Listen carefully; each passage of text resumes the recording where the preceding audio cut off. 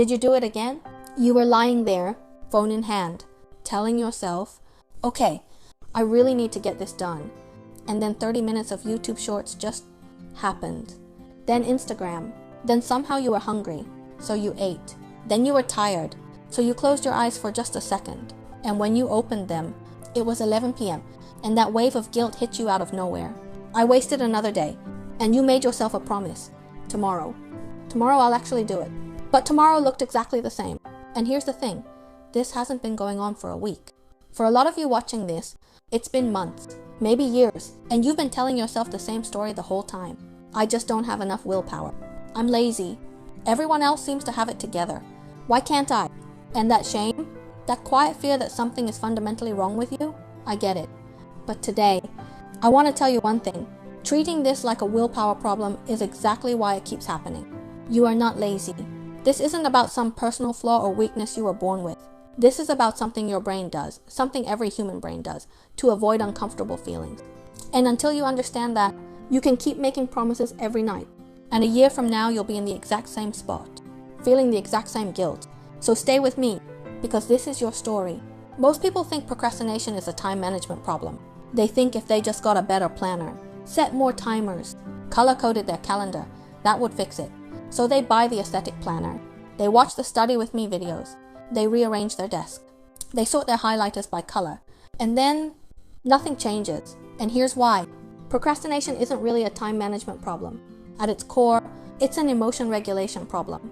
Let me say that again, because it matters. You don't procrastinate because you don't care about the task. You procrastinate because starting that task brings up emotions you don't want to feel. Let that sink in for a second. You're not avoiding your homework because you hate homework. You're avoiding the anxiety of sitting down and not knowing where to start. You're avoiding that sinking feeling that you might not be smart enough to do it right. You're not skipping the gym because you're too lazy. You're avoiding that moment you catch yourself in the mirror and feel like garbage. You're avoiding the physical discomfort of pushing your body when it doesn't want to move. Your brain is not broken. Your brain is actually doing exactly what it was built to do. Avoid pain. Seek pleasure. That's not a character flaw. That's survival.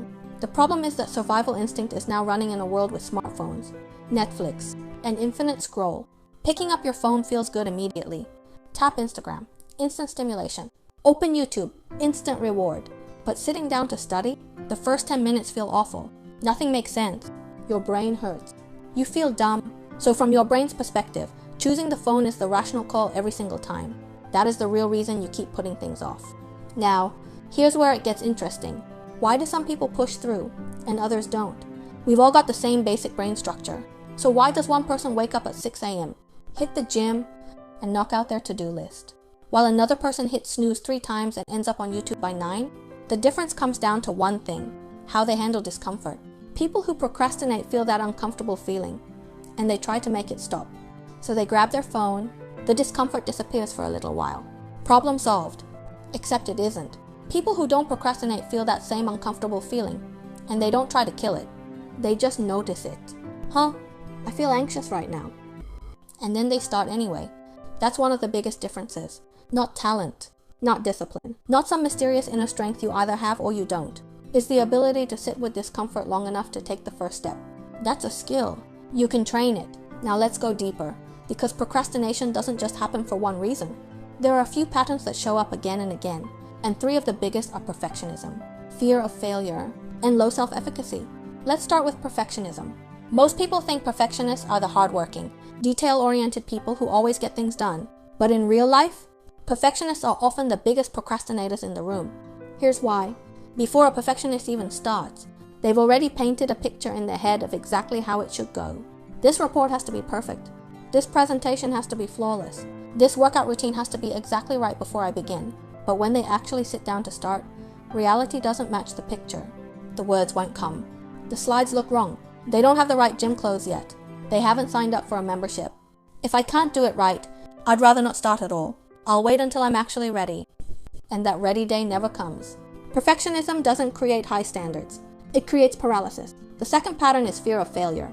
And honestly, this might be the deepest root of all. A lot of people put things off not because they don't care, but because they're terrified of starting and then falling short. Because if you never start, you can never fail. If you're still in the planning phase, you're not a failure yet. So people stay in preparation mode forever. They bought the book but haven't opened it. They paid for the online course but haven't watched a single lesson. They have a business idea in their head but haven't taken one concrete step. This isn't laziness. This is self-protection. If I fail, that means I'm not good enough.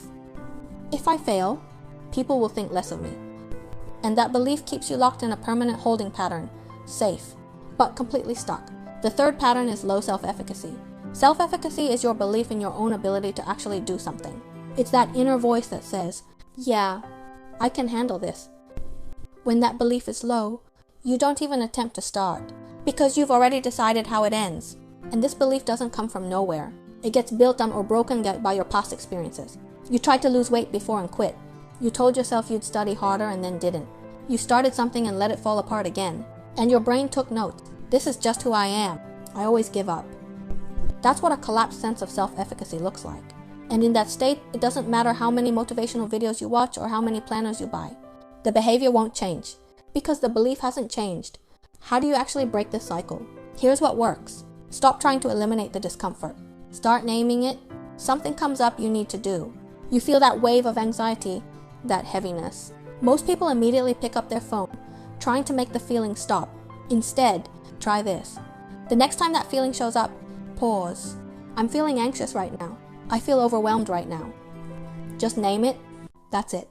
This is called affect labeling, putting a word to what you're feeling. Research from UCLA, led by psychologist Matthew Lieberman, suggests that putting feelings into words can reduce activity in the amygdala, one of the brain regions involved in threat and emotional response. You're not suppressing the feeling. You're acknowledging it, and that small act of naming it can dial down the emotional intensity just enough to let you move.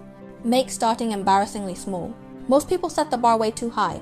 Starting to study doesn't mean 2 hours of deep focus. Starting to work out doesn't mean a full hour at the gym.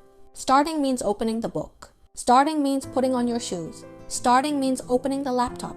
That's the whole job. In practice, once you begin, it often gets easier to keep going. The hardest part is always the first step. So give yourself permission to do just 2 minutes. 2 minutes and then stop if you want. But if you commit to 2 minutes, you'll almost always keep going. And if you never start at all, you get 0 minutes.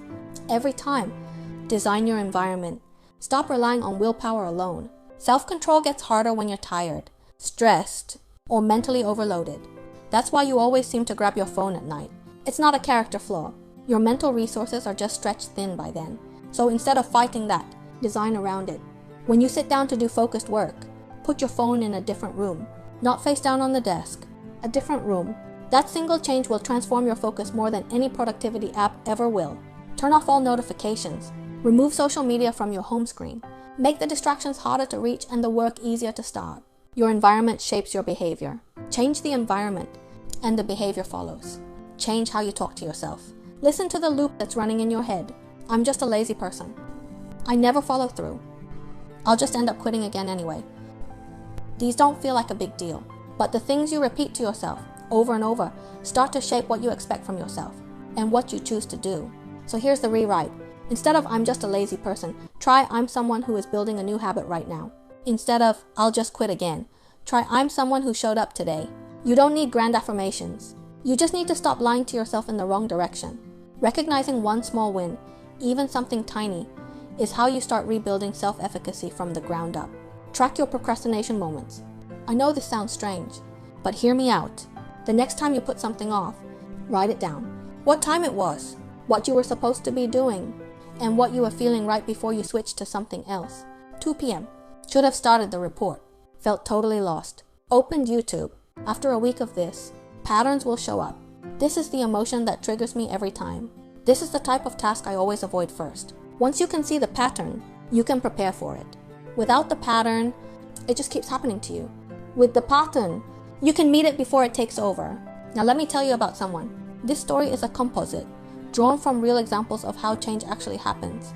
There was a guy named Alex, senior year of college, and he had been putting off his job applications for over a year. He needed to write a personal statement. Every single day, he couldn't do it. You know why? Because writing that statement meant seeing himself clearly. No impressive clubs, no internship experience, grades that were fine, but not great. Putting all of that into words felt like staring at a verdict.